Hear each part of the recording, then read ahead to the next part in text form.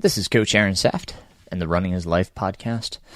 My guest today is Meredith Terranova. Meredith is a wonderful nutritionist who is helping me guide my path back to where I want to be. We kind of talk about my faults and get into some goof ups that I did in the race. We may have to have a part two because we didn't get into much into my daily habits. We did a bit, but then we got into a lot of what I was doing mistakenly during racing. So, we have a really good conversation, and I think you can take a lot away from this and hopefully not make some of the same mistakes that I was making. So, I hope you really enjoy this conversation with Meredith Terranova. Meredith's contact information will be in the show notes, and I will catch up with you after our conversation. I have with me a longtime acquaintance in Meredith Terranova.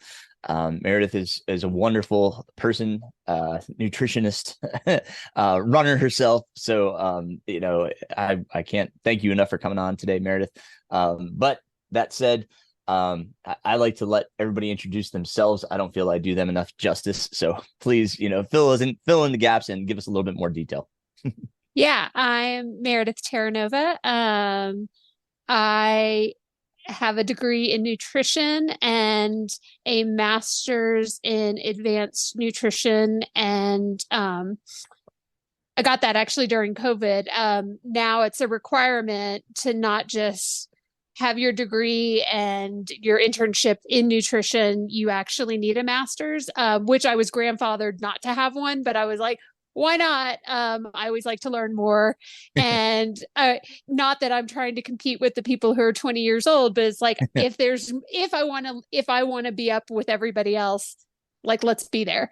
And then it just so happened everything shut down with COVID and there were no races. I was like, well, let's just get this degree finished. So that was recent. I've been working in the field of nutrition since 2004. I had graduated in 1998. And worked in the field of chemistry for a number of years after college, first because I was a double major, nutrition and chemistry. Wow. And yeah, well, I mean, it's easy. Nutrition is a science-based degree. So there was a lot of overlap. So it works out. It actually works out very well. And I work with a huge range of people in the wellness department. I work with athletes for about, let's say 50-60% of my client base. And then the other ranges from people who are just looking for long-term health nutrition. And then I work with the morbidly obese client base that really need to make drastic lifestyle changes to lose anywhere from 100 to 200 pounds. And, we get to change their lives forever. So while it's not even close to the athlete base, it's actually a very similar psychology to, setting a goal and learning just how to make a life change. Yeah. Let me ask you this too. So when you do your schooling, and did you know you wanted to go the sports nutrition side of it as well? No, I was not an athlete, actually. Interesting. I kind of was looking, my grandmother was a pastry chef. I was looking for something to really bring into cooking into my life. And again, chemistry was actually my first, and I was like, what else? And there was a very small nutrition department at the University of Houston at the time, and I joined that. And then I could take all the cooking classes, some through the nutrition department and some through the hotel restaurant school. Cool. Which was really fun. And so I got everything I wanted out of it. And honestly, dietitians out of college in the late 90s were making probably less than teachers at the time. And so it was just like, that did not sound appealing to me. But going and working in the field of chemistry, I lived in Houston, Texas. And so the oil and gas, there was great opportunity. And I really enjoyed kind of being in that world for a number of years. But I did not want to go get an advanced degree in chemistry, and I did not want to go get my MBA and work on the marketing side of oil and gas. And so then I was like, what's next? And so at the time, I had become a runner, and I noticed a huge gap in the nutrition for athletes as I became a runner. And I started a graduate program at University of Texas in Austin. Paul and I had moved, and we had just gotten married, and there was like zero help for athletes in the running community. And I was just like, wow, I can kind of fill this void. I mean, it was like horrible. We barely, in the early 2000s, people, would, like, I was doing my first ultra runs, and literally we would just, like, a friend of ours gave us a cup of salt before my 50 miler, and she said, you need to salt your food the night before, and you need to take salt throughout. And like, that was the salt pill. Like, we hadn't really, revolutionized what we did. And it was like power bar gels, and right. Like, the availability was terrible. And so we have come a long way, and access to, I'm glad I was at the front end of all of that, because I don't think I can keep up with like all the social media and all of that stuff. So I'm kind of glad I'm already established and I have all my clients. Yeah. And so I've been doing it now for almost 20 years. That's fantastic. And we'd be remiss not to mention this Paul character. Who is this? This mysterious man that has stolen your heart. Yeah. And we've almost been married for 20 years. My husband, Paul Terranova, we met in Houston after he had left the Army. He was a Ranger in the Army. He got his orders to leave September 11th, 2001 from the Army. He was holding his papers to leave the Army that morning. And so he had his first civilian job, which was in Houston, Texas. That's where we met. And at the time, I was the ultra runner, and he started dabbling. He was a rower, and then became a marathon runner, and then became a triathlete, a quite successful triathlete. And I was doing these crazy long runs that he couldn't believe, like, who does that? Who bothers?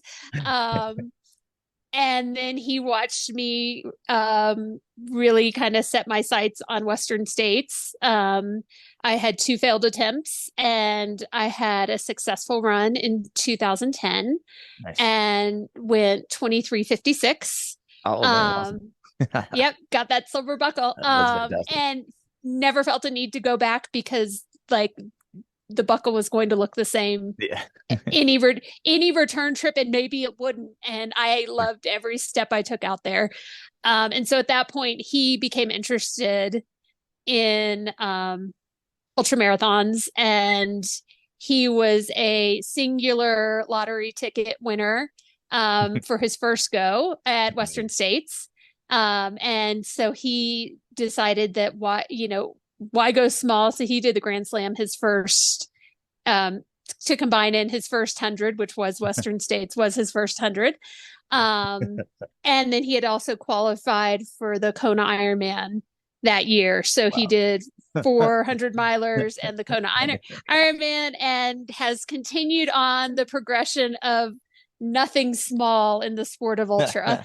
Yes. So I have moved on to ultra endurance triathlon, and he has continued 100-mile plus adventure. Incredible. Yes. Paul just finished the Rocky Mountain Grand Slam this year, which is incredible. I have done an episode with Paul. I'll put that in the show notes so everybody can learn a little bit more about Paul. But just both of you, such an inspiration to me. So many. You've had some great conversations. Meredith has been on the Coopcast and talked with Jason Coop, and I'll put that in the show notes as well, because that was a great episode. I often kind of tell my clients, go check out this episode, because there's a lot of gems of wisdom. So I'm just putting the note here. Okay. Fantastic. Well, thank you for the background there. Let me just give our guests a little bit of background as to why we're having this conversation. So ever since COVID, I've kind of put on weight and kept it on. My my primary care physician said, let's try low carb. It got me down in weight, but I just couldn't stand the diet because I told Meredith, she asked me, she said, well, why didn't you like it? It wasn't, there was nothing, she didn't begrudge it. She didn't judge it. She just said, why didn't you like it? And that was a great question. It was because I felt like I was missing out on so much. Like I missed a lot of foods, having to restrict your diet to non-carbohydrates was very difficult, something that I've been used to having my entire life. But I also wanted to lose weight healthily. I wanted to get back down to my comfort weight. Like I can feel my belly jiggle right now if I run, which I don't like at all. So I want to make sure, I do what's best for me, that I put myself in the best possible fitness to get back to running like I'm used to. So that's why I approached Meredith and said, hey, whatever I've been doing doesn't seem to be working. And she said, well, what have you been doing? So that's where our conversation started. Once I told Meredith what I was doing, that's when, she started to notice these little, intricacies in my diet that had left some gaps and room for improvement. First being the timing of my meals. So Meredith, why don't you start us off with the timing aspect of this whole thing that we went into? Well, and I think this is across the board for anybody who's like, I'm super busy in the morning. I'm also getting a workout in the morning. Inevitably, you can say, I'm busy, I'm not hungry, put whatever thing you want to put on it. You will make up those calories later in the day. Hunger will drive decision, and then that will drive how much you're eating later in the day. So as you push off that first meal, and I'm not just saying that you have to have breakfast to check a box, but you can't just wait till lunch just because you're busy. And once you start waiting till lunch, then you spend the rest of the day chasing calories. Not because you have no discipline, whatever's wrong. It's like your body is physiologically hungry. And so it is going to fill that void, or you're going to start having a slump at 3 p.m. because you didn't eat enough early in the day. And so then you're going to chase with a bunch of sugar because you're like, what can make me feel better? And so then you're going to find that we just fill that hole. So I'm not saying that like everybody needs to get up at 5 a.m. and have breakfast, but if you know that you're going to have a really busy morning. Hello, Meredith. Sorry. Can you hear me? It froze. I'm sorry. It froze when you That's said okay. with a bunch of. So do you remember what you were saying? I'm sorry. That's okay. No. Yeah, we end up just chasing with a bunch of sugar and filling the void, and just making sure that, if you're hungry or you feel tired, you're just going to eat. And so, I have found that you don't have to eat at 5 a.m. Some people are like, you must start eating first thing in the morning. You don't have to eat at 5 a.m. Some people who go for a run, honestly, I have a client, he wakes up at 4 a.m. and he goes for a run at 4:30, and he doesn't have time for the risk of a bathroom stop. Like his window is very tight. And so then what he does after that run is very important to set his whole day up. So for you run after you get the family out the door. Right. And so eating a little something so that then by time you finish running, you're not like at mid-morning lunchtime-ish that you haven't eaten. It's like that timing becomes very important. And so, right. First of all, just taking a look at your morning is like first and foremost, what does your morning look like? What can I put in my morning to make sure that I'm successful? Then later in the day, that's kind of where our morning conversation started for you, right. Because you said that later in the day, you are hungry.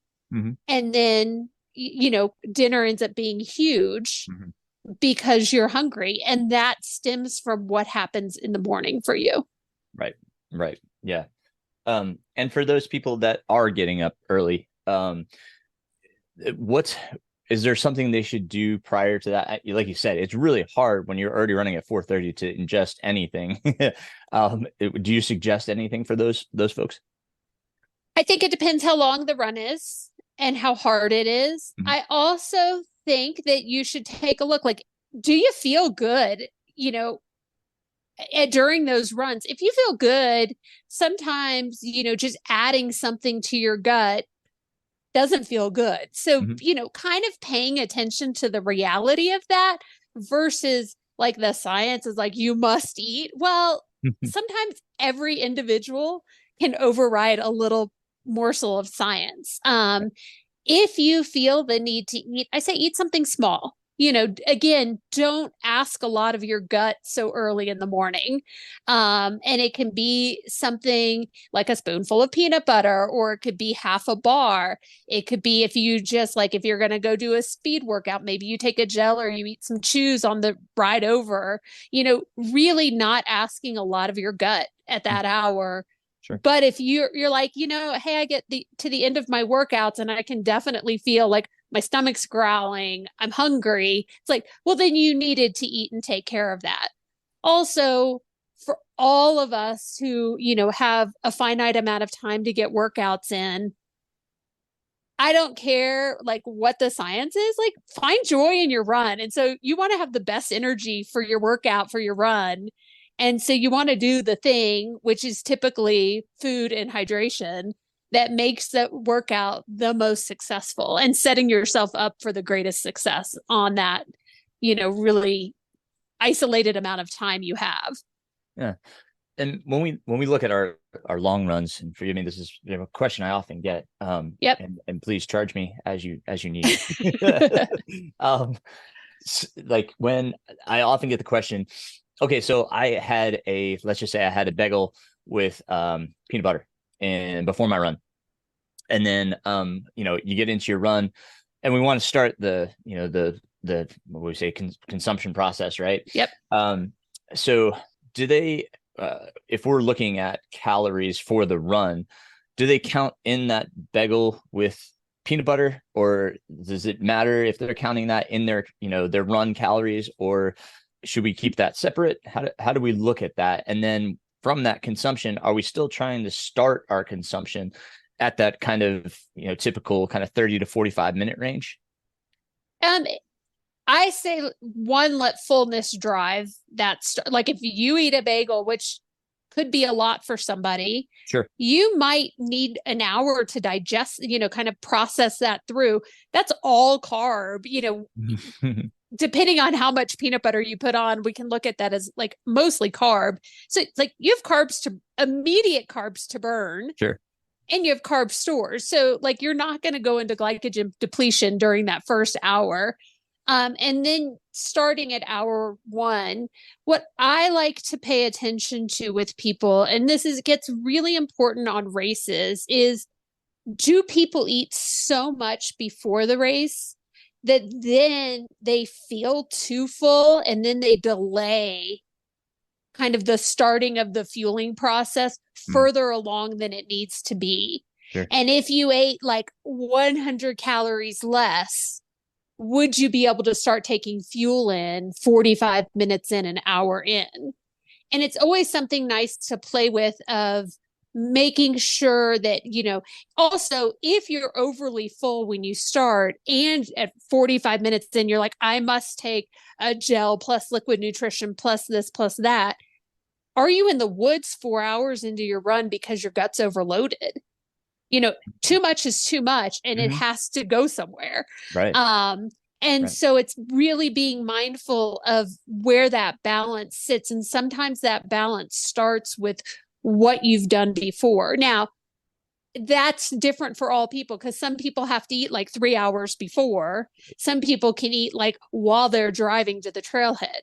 So if you've eaten 3 hours before, that will change everything from when you start fueling, versus if you're like, I'm driving to the trailhead eating 500 Right. calories, right? Like, and as a runner, this is where I always say, like, there's nothing better than starting a run with an empty stomach. Mhm. Or the feeling of an empty stomach, right? Yeah, right. And so that drives a lot of decisions. And I respect so much that that should drive a lot of your decisions versus like, oh, I'm going to be 30 minutes in and I'm going to have to find a bathroom or the woods or whatever. Yeah.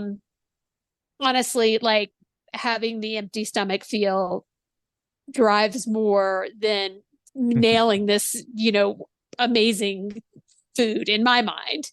Mhm. And that's Um, the runner in me who's like, I want to get my run done. I want to like not have 50 stops. I want to yep. like, I don't Yep. have time for that. Yeah. Yeah. Yeah. Um, this is all leading into where I goofed a lot during the Grand Slam is why I asked some of these questions, and it's Yep. obviously going to help others too. There's a million things that I guess we can keep continuing on with this Yeah. topic here, so we can talk about the Grand Slam. I want to talk about the rest of my day as well. So there's a few things here, but okay, so thinking about when you're ingesting your calories prior to the run definitely affects when you start it. And I was even during the Grand Slam and in training, as you noted, I really wasn't doing much prior to my runs. I was going into most runs fasted. Yep. I went into most of my hundreds fasted. Now, that being said, what is the downside of that, or is that okay, or what should we do differently?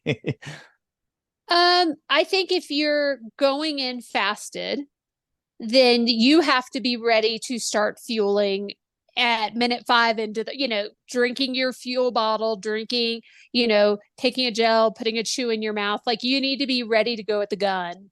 Like my race nutrition starts now.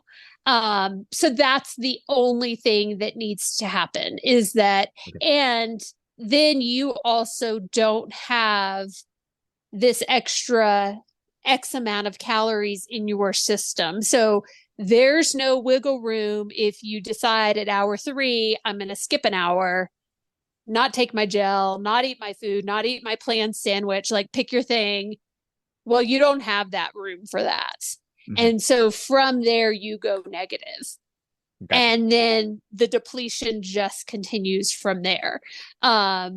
That is why eating, really training yourself. So if your weekday runs are 4:30 in the morning, whatever, you're like, I don't eat, then long runs, you need to practice, or you need to have some race dress rehearsals where you set the alarm at 2 in the morning if you're going to start running at 6 or whatever, and you eat your pre-race meal, your pre-training run meal, and you dress rehearsal that so that on race day your body isn't like, whoa, what's all this food that just went in my stomach, Right.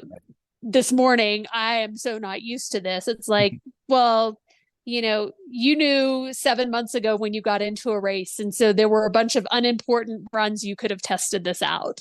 Yeah, Um, absolutely. and I always say, like, take advantage of the unimportant runs. Like, don't just save it for like if you're doing training races or whatever, as like, this is my nutrition test. Like, there's so many check the box runs in between that you won't ruin the run if you overate or if you bonked a little and you were like, wow, I learned a lot because I didn't fuel enough.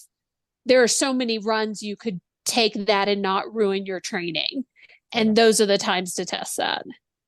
And we can pause here a moment and say that Meredith also does about race consultations to to set up your nutrition plans, because that's probably going to be my next conversation with her, is going back over my plan and discussing the legitimacy of it, or the fallacy that's this isn't what I should be doing.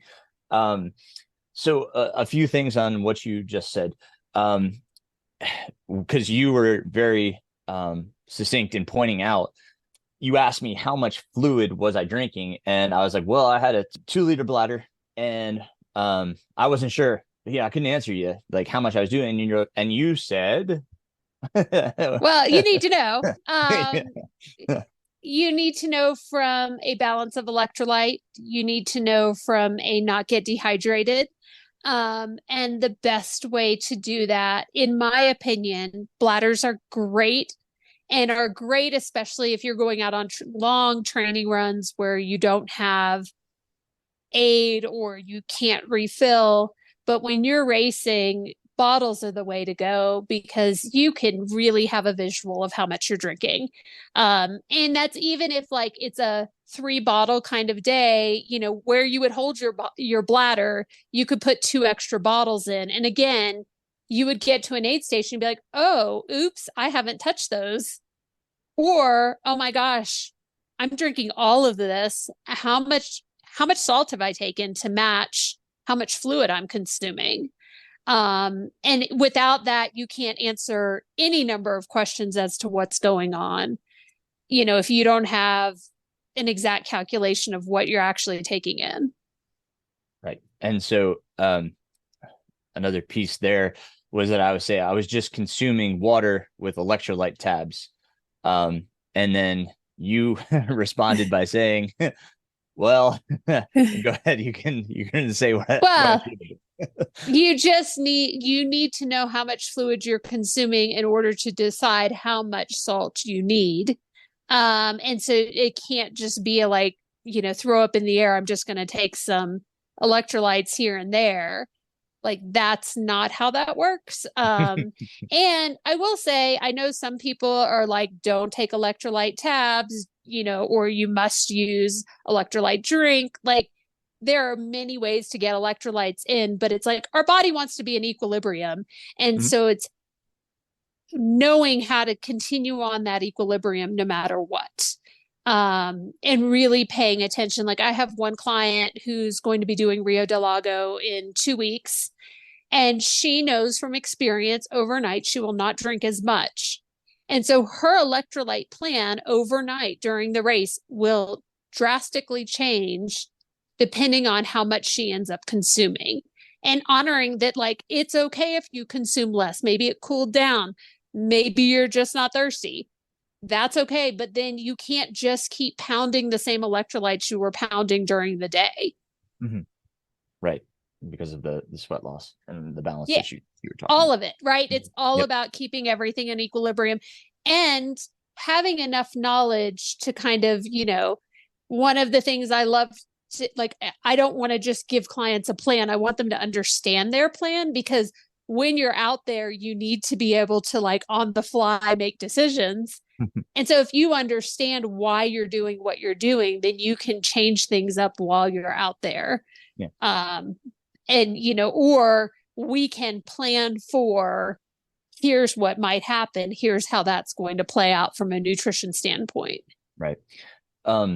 The other thing we kind of talked about was like previously I had used something like Tailwind, right? Like you've got electrolytes, calories, and obviously fluid. Are there cons to that, or is that something that's, you know, that is pretty acceptable? Twofold. One, I am a huge believer that it should not just be like 4 bottles of Tailwind. So if you're carrying 4 bottles, it shouldn't be 4 bottles of Tailwind. There should always be a bottle of plain water. Dilute things if things go sideways. Like everything's not tied to your fluid choice. Two, if you are drinking and you know that you will drink that fuel source, so you have your fuel and your electrolytes all tied into one bottle. And so if you're willing to drink it, and that's the way you go, and I will say 90% of people are like, this is so easy. I love to do this. Then by all means do it. But if you're somebody who's like, that gets super sweet at hour 3, well, all of a sudden you're now not drinking. You're now not getting any fuel and you're now not getting any electrolytes because that doesn't taste good to you. And so it's either like, do you need half strength or is this just not the fuel source for you? And just, it's okay. You know, there are some people that like some of these products are just too sweet and we need to find an alternative, and that's fine. But don't just say I'm running the whole race and there's nothing, you know, a huge believer in Tailwind. Don't just say you're running the whole race on Tailwind when at hour 3 you actually stop drinking the Tailwind. Right? Like, Right. be very like, you know, most of this really is like having an honest look with yourself of like, what am I doing? what do I actually like, Yeah. Yeah. and really what will I do at, X hour, or if it gets super hot, or if I'm at altitude, like pick your thing. But Yeah. there's all these, kind of other things going on. It can't just be like, oh, I'm in the scientific bubble jogging on a treadmill for 100 miles. I will consume this amazing stuff. It's like, yeah, that's not how it works in real life. Right, right, right. I mean, a lot of people refer to when Magdalena ran Western and she ran on like 90% of Roctane, the Yep. liquid Roctane. Um, and if that, like, just play the devil's advocate scenario here, if that was acceptable for somebody to run 100 miles on liquid calories, is that feasible? And is that tolerant, or I wouldn't say tolerant, is that okay for the body to get those calories solely from that source? I ran Western States on all liquids. Did you? Okay. I think I had one bite of pizza, and I was carrying a spy belt with a bunch of chews in it. And finally, I think I ran into Forest Hill, or maybe I was like at Dusty Corners or Michigan Bluff, and Paul's like, you don't have to keep carrying those because you're not taking, like, you can keep carrying them, but you can also stop wearing that. Like, you literally, we have not changed it out. You haven't touched one. Yep. But Yep. I knew all the, like, that was all bonus. I knew everything I was getting from liquid. And I will say that is the same nutrition I have used in Ultraman. That is the same nutrition I have used on the bike. It is the same plan I will use for Ironman in 3 weeks. So I am a firm believer, like, once you find what works for you, I know there's a million products that have come on the market, but it's like, if it works, like, Yeah. I don't work on, reinventing the wheel. It's like, it works. Yeah. Paul likes food, but interestingly, as the slam this time around progressed a bit, he was really leaning heavily, mostly on all liquids. Okay. Interesting. Yeah. Um, And that was kind of another gap in mine, was that, I was not consuming enough. Going back to what we were saying early, is I was not consuming enough early in the race, and that was putting me behind, which also I believe is part of what caused my stomach distress, because my gut yep. was not ready for it. So can you touch on that piece as well? What do you mean, like the getting Oh, yeah, yeah. behind? So like how I set myself up for failure to have that stomach distress, just how that process works. Like what the advantage of kind of starting earlier, how does that set us up for success later on? Well, I want to emphasize, at first, we're not squirrels. We do not store up for winter. So people who are like, I will eat all my calories in the first 20 miles, and then when my stomach goes, I'll have all this built up. It's like, well, that's not how that works. And you have too much in Mhm. your system early. So that's failure. On one level, that's how one level of failure Yep, happens. yep, yep.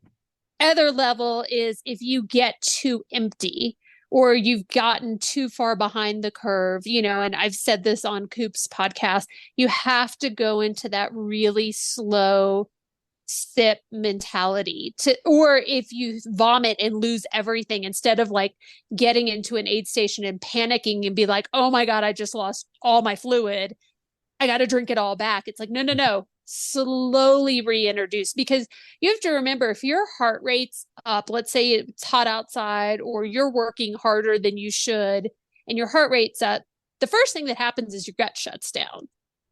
And that's what we want. We want the blood to go to our legs, our arms, our brain. So it's like, we don't want our gut to actually be working. But if at any time when your gut's totally shut down, you all of a sudden put too much in it at once, you run the risk of, well, what is your body going to do? You're going to lose all of that because it doesn't want to go into your body to be digested.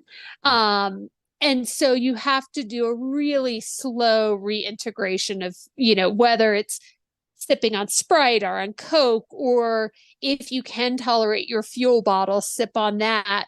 Take half a gel at a time. Like, don't even commit to a whole gel at once, or Mhm. like, put one chew and suck on it in your mouth, or a piece of candy or something like that that feels good to you.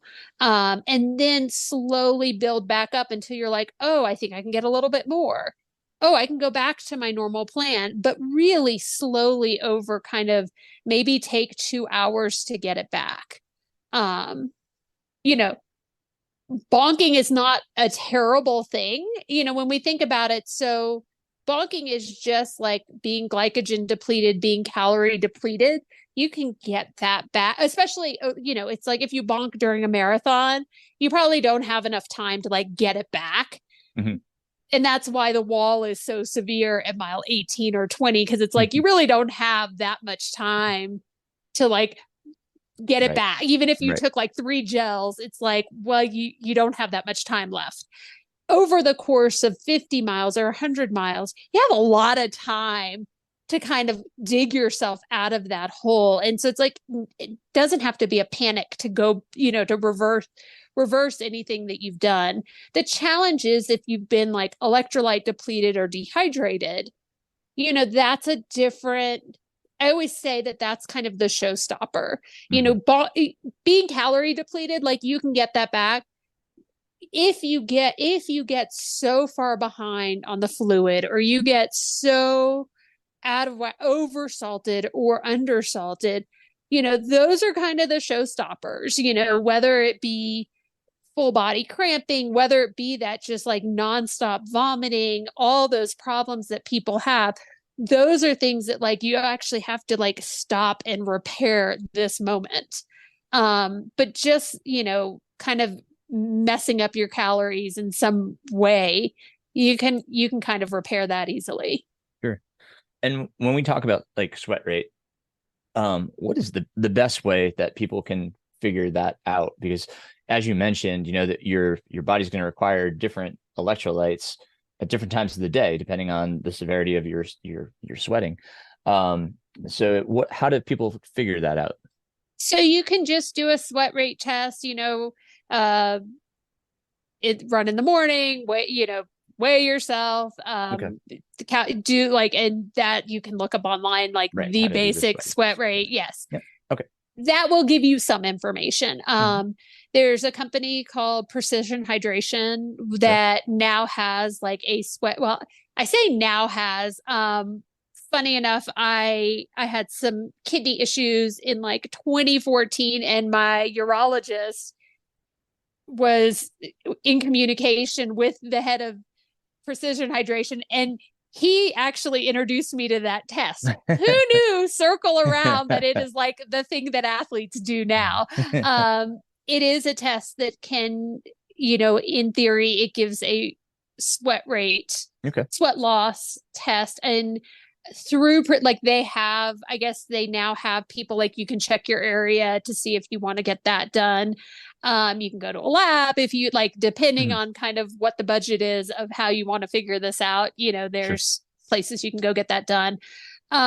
You can also just, play with it a little bit by starting low. And this is the same way you can self play with my ideal calories, or carbs during a run is, start with a really small amount and then as needed add as you're running to kind of see what really feels good to you. Where do you finish a run where you're not feeling super dehydrated? Where do you finish a run where you're not covered in sweat?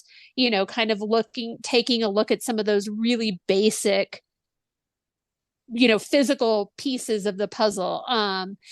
Same thing with calories. Instead of just like, oh, I need 400 calories an hour, start with 100. And then like, as you add, like, do I feel better? Oh my gosh, do I feel full? You can kind of play some of these games on your own, just going on your own runs, and use yourself as, we all know ourselves the best. And so, when you feel good, when you don't, and then you can have some of your own data points in order to make your own changes. Right on. Yeah. I don't feel like we all need an expert, and I said this on the Coopcast, and this is actually how I have always historically trained. when I would do long runs in Texas, I would just like go out for runs, and I would take a credit card with me, and I would land at a gas station. And I'm like, what do I need? Sometimes that was an icy, which meant I needed a lot of cold and sugar. Sometimes that was a Coke. Sometimes that was a candy bar. Sometimes that was just candy. Sometimes that was a Gatorade. But it was like I could answer a lot of my own nutrition questions just by like walking into a store and what am I craving? Right. Right in the middle of a run, like what do I want? What do I need? Yeah. And I could solve a lot of my own nutrition problems that I take to race day with me based on when I'm, what I was doing just out there in it. I can't think of one time that when I went in with that question and I really met that need, like I never left feeling bad. There was never a time that like when I actually met what I needed, I didn't feel, most of the time I was like, oh, wow, I feel amazing. Yeah. There's nothing quite like a really cold Mountain Dew that doesn't solve almost everything. Which is fantastic. Right. And there's a lot of people that say, when I race, I really just want real food. And so, is there a disadvantage to having, let's say, processed foods like the 7-Eleven foods, or, I mean, we have to find a balance usually in like, I'll let you talk to what the disadvantages is having a lot of processed foods in your daily life is versus having processed foods within your, we'll say your athletic life. Can you define the difference? I want to give Devin Yanko credit for this because this actually, she just posted this yesterday. Okay. We have to remember that like most food is processed. Like if we really talk it, because I guess somebody had posted and she didn't reference who that person was, said that processed food is basically poison. And that's great. There's a place for everything, right? All of it. In our daily life, in our race nutrition life. So yes, most fuel is processed in some shape, form, fashion. Now, if you say I want real food, in my mind, I'm hearing you say I want a piece of pizza, I'd like a sandwich or a wrap or something like that, of which you can work in. But you also have to be realistic, like when in the race are you going to have that? How much are you going? Is that really going to count as your calories? Or when you come into an aid station, are you going to eat 2 bites of that? And so then do we just consider that bonus to the real fuel you're taking in? There are some people who are like, I want to eat the sandwiches and the stuff like that the whole race. And I'm like, if you stay aerobic and you're not anaerobic, by all means, eat all the real food you want. But I think there's a place for all of it, depending on who the person is, how hard they're running. If you're running hard, and I don't care if and my client who's about to do Rio de Lago, she is like my most beautiful example because she first asked me when she came to work with me, she said, do you only work with elite athletes? And I said, absolutely not. And then what I pointed out to her is, when we looked at her heart rate data, which I was looking at it solely for a fueling standpoint, she runs at a very high heart rate. She has been to the cardiologist. There's nothing wrong with her. She just runs. And in order for her heart rate to be low enough, she would need to walk. Well, she's already fighting the 30-hour cutoff. And so we treat her nutrition, and she was somebody who was like eating all the real and then vomiting and having and what I said to her is, you're working as hard as the person who's trying to win. It's just different. And so your nutrition plan has to be all easy. Don't make your gut work at all, because you're working hard the entire race. And you have to honor that. So you can't just say, oh, I'm a back of the packer. I can eat, I'll eat more sandwiches or I'll do this. It's like, you might be working as hard as the person who's winning the race. It just plays out differently for each of you. but the nutrition plan might end up looking exactly the same. I will say that she is going to be on probably 95% liquids for the 30 hours she is out there. And it has given her more confidence to be able to run like that. She has felt better than she has ever felt fueling in that way. And in a way that if you had asked her 6 months ago, she thought that that was only the way the elites fueled. That like none of that product was, that was just not a way for fueling for somebody who's slow. And it's fascinating to me. And so I think that I don't care where you're running in the field, but it's like potentially if you're working harder, a sandwich is not so much for you. Sure. It's just asking a lot of your body to digest and work through and process a sandwich, like mid-race. Absolutely. A couple nibbles of a sandwich, fine, but you know what I'm saying? Yeah. And then in the diet, I think no foods are off limits. On the daily diet, we were just celebrating your birthday cake all week.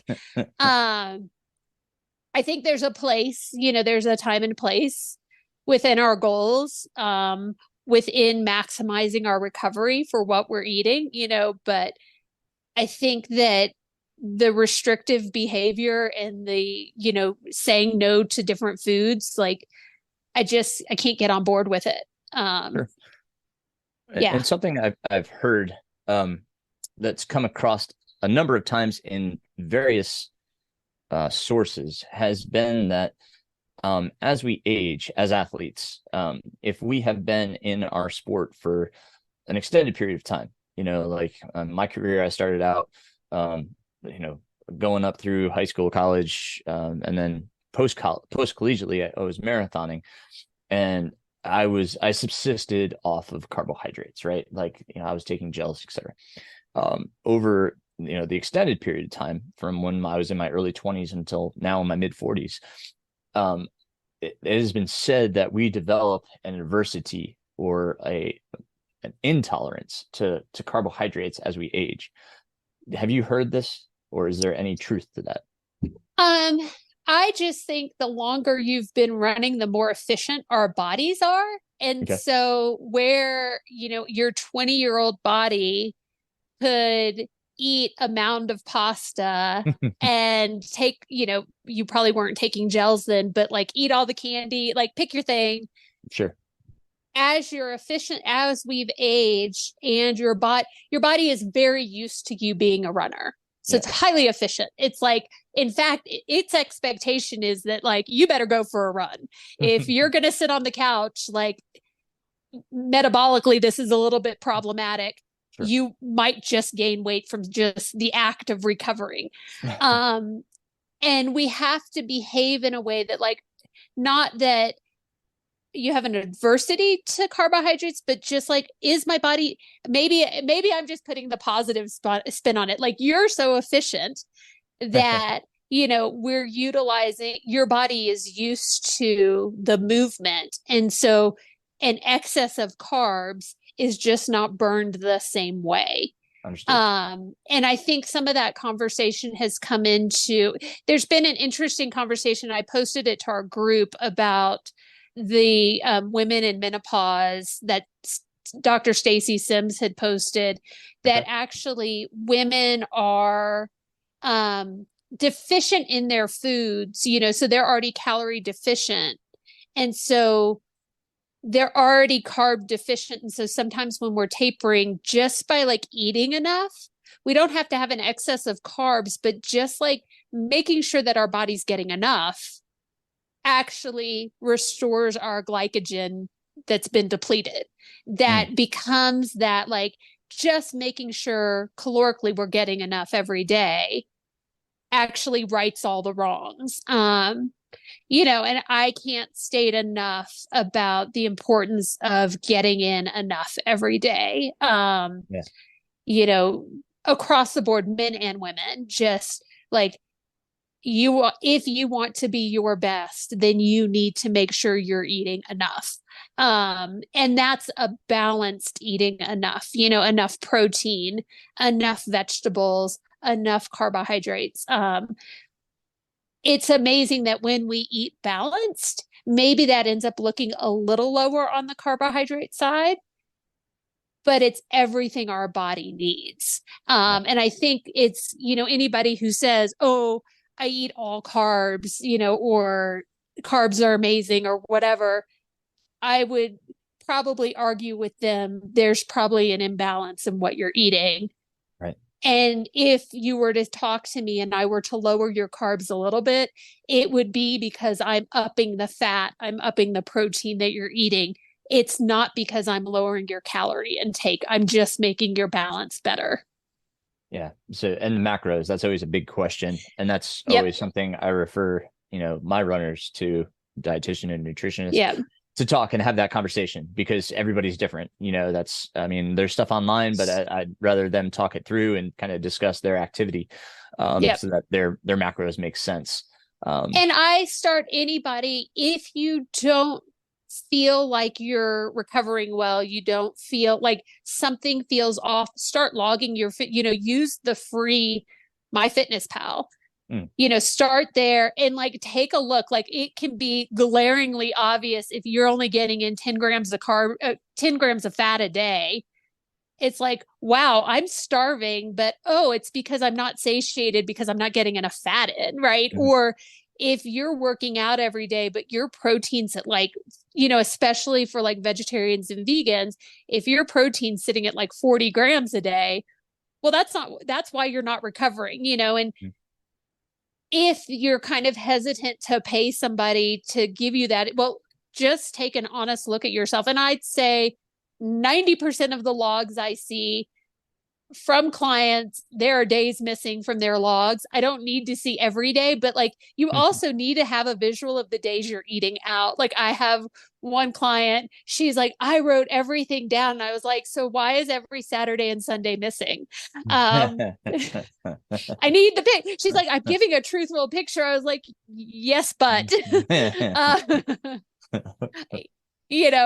I just can't help you. Like it's such a whole, it's like you need to have, and it needs to just be a visual. And it's like, I am a judgment-free zone. You should be your own judgment-free zone. When you're looking, you should solely be looking to gather data of, am I getting the balance I need? Right. Not a like, shame on me for eating 10 tortillas. Like I have one client, I love her. She is somebody who will binge, and like she will put like, I ate 10 tortillas, and it's like, I actually don't care, but it helped me by seeing that. I was like, okay, next week, let's not buy tortillas. Like they probably should leave the house for a little bit until you feel like you have a handle on this, or I want them in the freezer and you just pull out the one tortilla you're going to eat, but how do I know that pattern, or how can you really have a visual on that pattern if you're not looking at it? Right.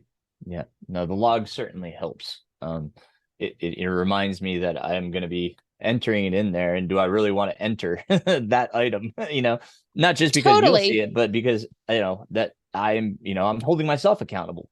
In 100%. And some people can really change their own behavior based on like just getting in the routine of logging. They can actually make their own change. Like they don't need me so much. They can really hold themselves there, with their goals or whatever that looks like. Yeah. And you had mentioned our group. Do you want to touch on that real quick? Yeah, so I do, I try to do at least twice a year. I was doing them really frequently, and I do them less because I stopped getting creative after a while, I'll be honest. I do groups for people who don't necessarily want to see somebody individually, or just want to have like the group support from a nutrition perspective.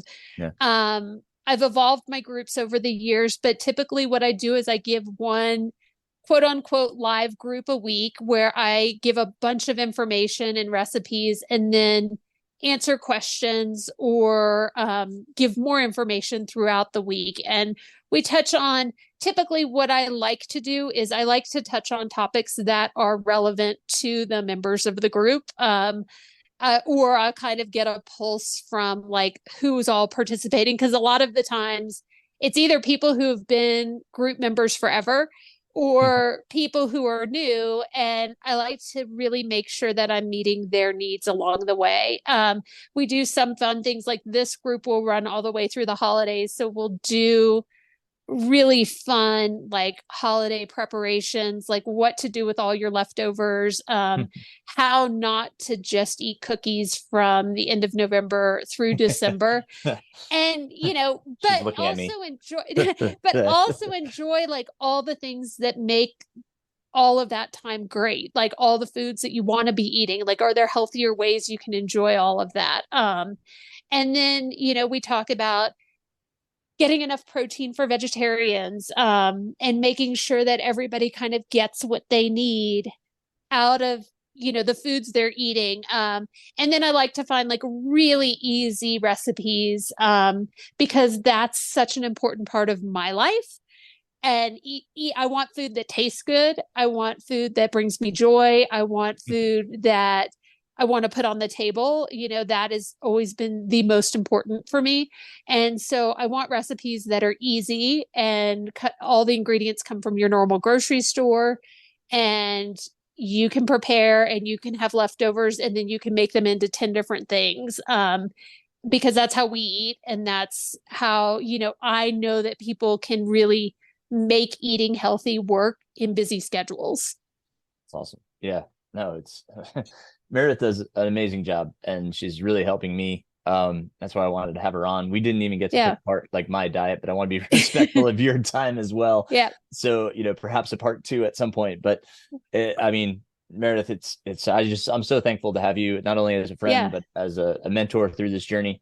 It's wonderful to have you as a part of my team, because we talked about that even before we started, having, someone such as yourself on your team. Gosh, I thank you for all of that. And you have a great website. Can you tell everybody what that is, and I'll put it in the show notes? Yeah, eatingandlivinghealthy.com.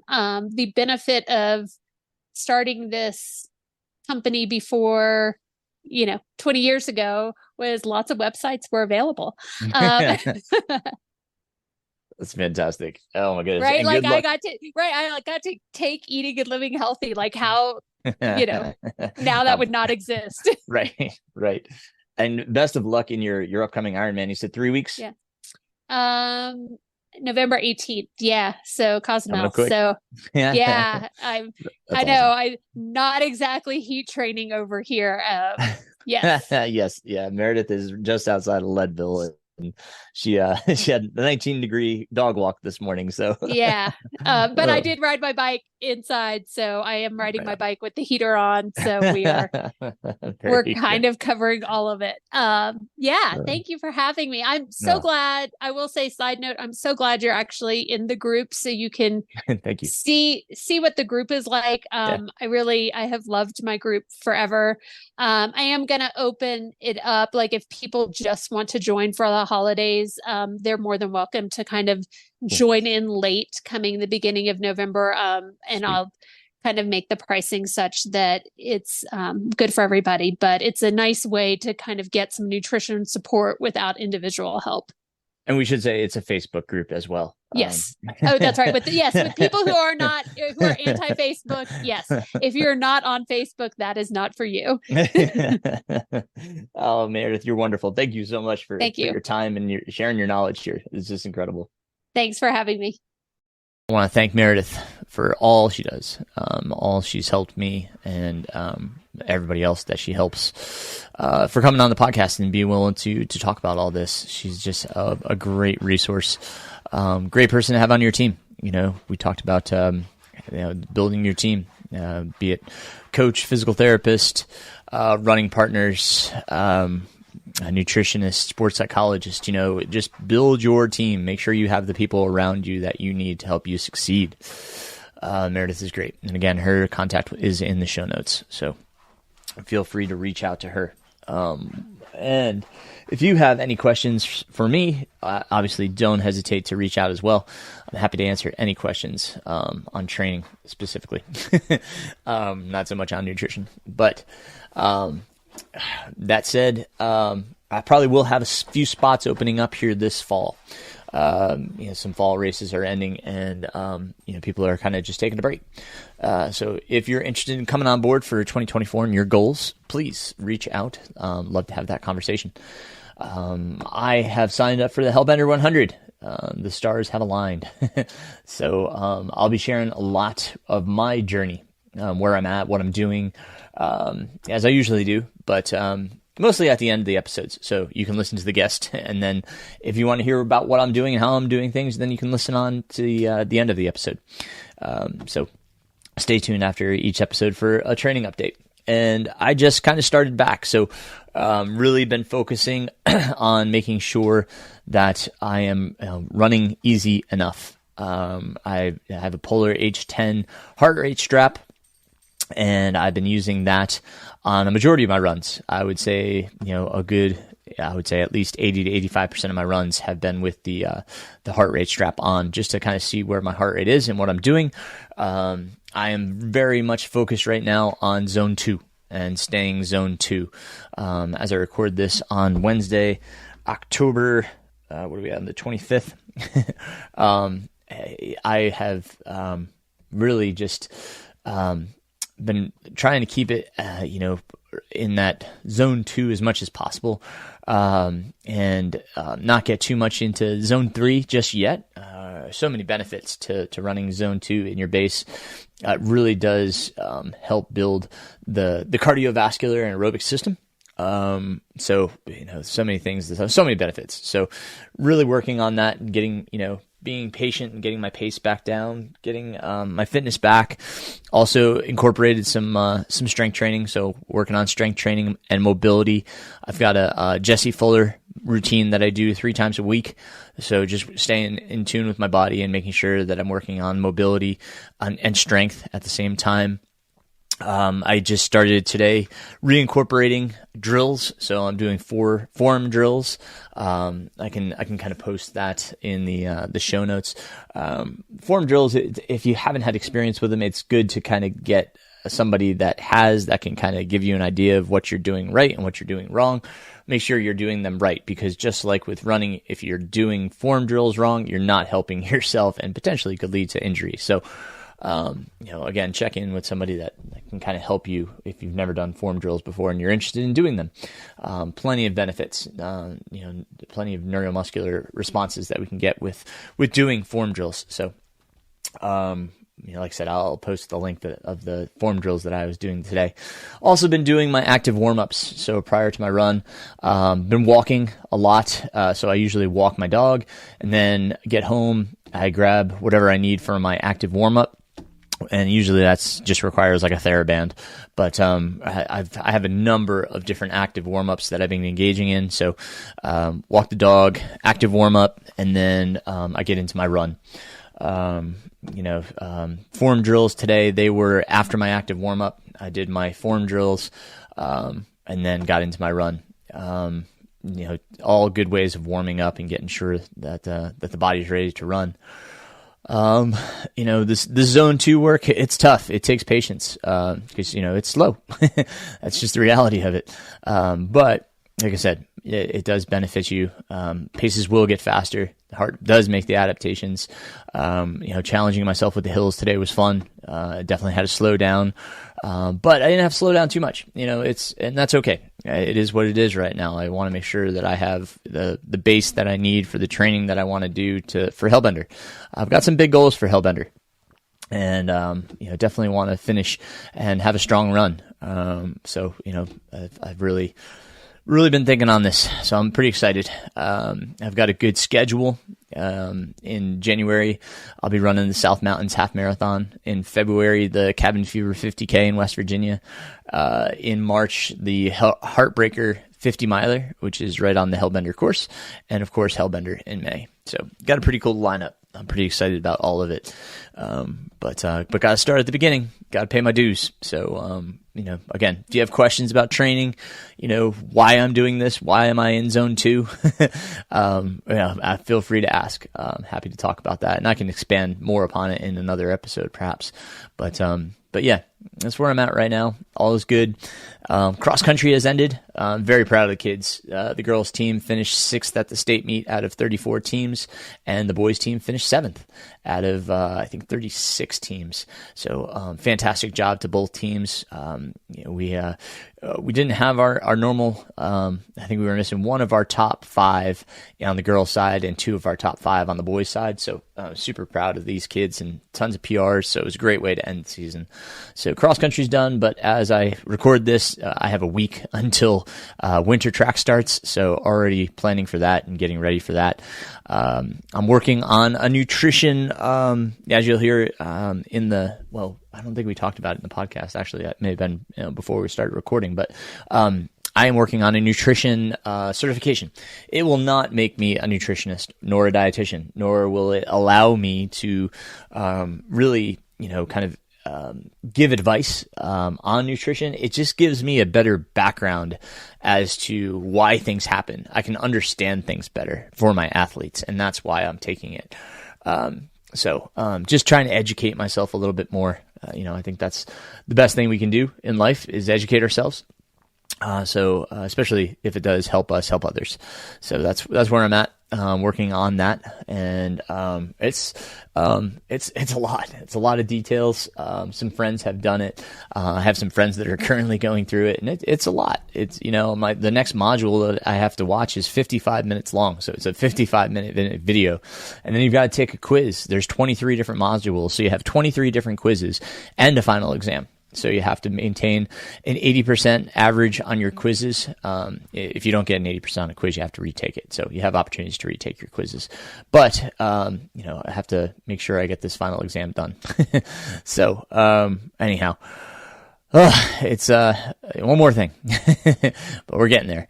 Other than that, I'll be volunteering at Shut-In. I think I'm at Stony Ridge.